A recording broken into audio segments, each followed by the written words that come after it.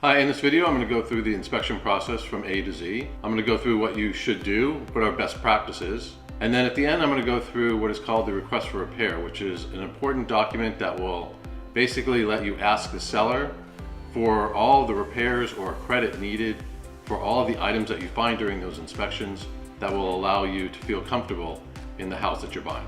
Hi, my name is Cohen and I've been practicing real estate in LA for over 20 years. If you have any questions or want to book a meeting, feel free, my info is below. Okay, let's get to the inspection video. Hope you enjoy it. So when you go into escrow, you're going to have something called a contingency period. And during that period, you're going to have a set number of days that was negotiated out in your contract. Now, for buyers going into this negotiation, you are going to want the longest period of time to give you the most leeway in doing your inspections, doing your investigations, getting quotes, and getting them back to the seller for what is going to be called a request for repair, which I will go over later. A seller is going to want the shortest amount of time because obviously they want you to get into inspections, do your inspections, get them a request for repair, agree or not agree, and know whether they are in the deal or the deal is canceled in a short period of time so they can get their house back on them. So be aware, as a buyer, you're going to want to push those days to as many as you can. Usually it's 14 to 17 days, but if you're in a tight and competitive market, it can be down to 5 days, 7 days, 10 days. First step is to hire an inspector. You can ask your agent. They will have a list of several qualified inspectors that operate in different areas for the home. You can also ask your friends and family. Whoever has bought a home, I'm sure, has used inspectors, and you can get recommendations from them on inspectors that they felt did a really great job when they were inspecting their home. So the first inspector you will hire will be called a general inspector. Make sure that they are CREA certified, which is the highest standard for an inspector in California. They will go over the subsystems of the house, such as electrical, plumbing, HVAC, the roof, etc. Now, they are not specific contractors, so they will give you an overall view of the house and they'll let you know what the condition of that house is when you went into contract on that property. There are a myriad of inspections that could be performed on the house of your choice. Now, your agent will give you a sheet, and on that sheet of paper will be a list of all the different types of inspections that you can perform on the house. Now, you're not required to perform all of them, or any of them for that matter, but you can look at that and get an idea of what you want to perform based on the house that you're buying. So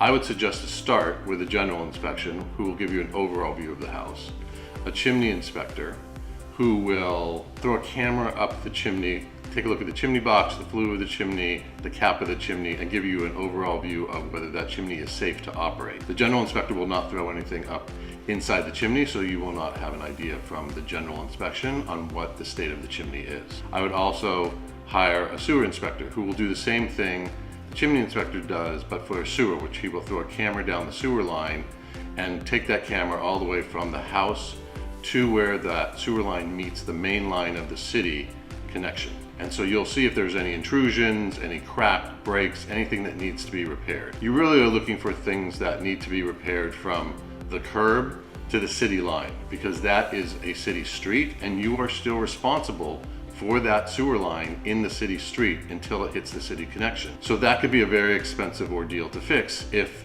indeed it is cracked or broken and needs to be repaired. So make sure you definitely get a sewer inspection. I would get a geological inspection depending on the type of property that you're buying and where it is. If it's in the hill, if it's on hillside, then I would definitely do something like a geologic. If it's on something like landfill or liquefaction zone, I would do a geologic as well, just to take a look and see what the state of the house is at the time you're buying it and how it has performed over the years based on the conditions in that area.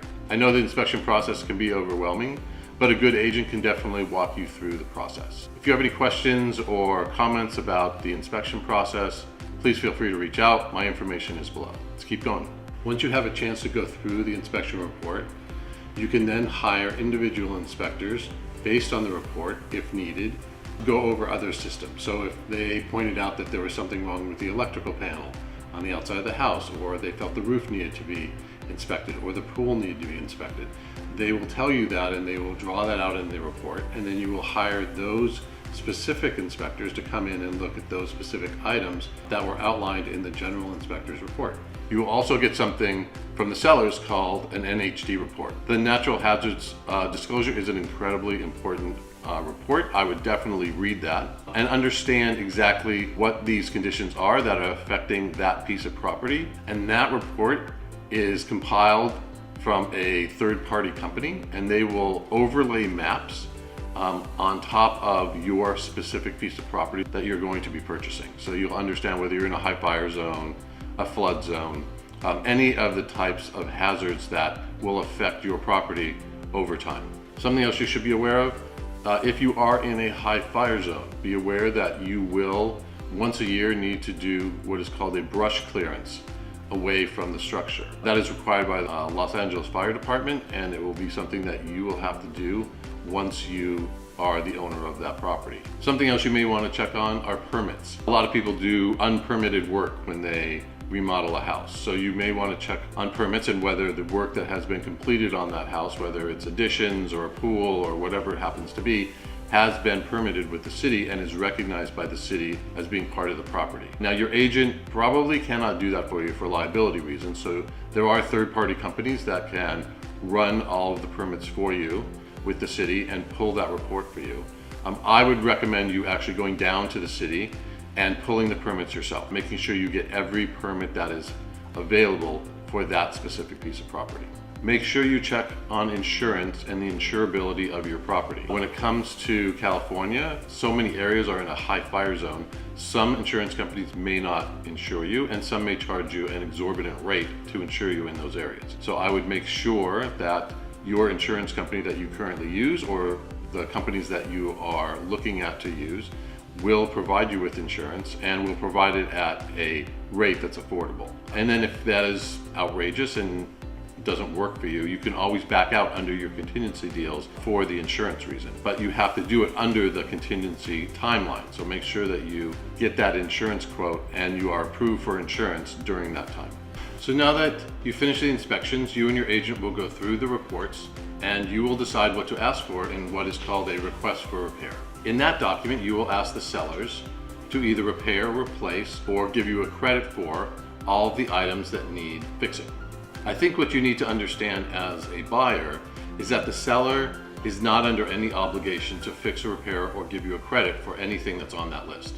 The contract as written in California is an as-is contract, and so they don't need to give you anything. But it is standard that usually a seller will credit you or repair items that have safety issues. So if there's a crack in the foundation or there's a major problem with the electrical or plumbing or something like that, they will usually give you a credit or repair the issue. After over 20 years of doing this, I would recommend that a buyer take a credit over a repair from a seller, from the simple standpoint that the buyer then has control over what happens and who he hires to do that work. Otherwise, it is up to the seller to do it, and it might not be up to the standards of that buyer, which can cause an issue in escrow. So I would take the credit, which would go towards non-recurring and recurring closing costs. And if there is money left over, it can go toward the reduction of the purchase price. That about wraps it up for inspections. I hope this was informative for you. And if you have any questions or comments, please feel free to reach out. You can reach me. My information is below. Thank you.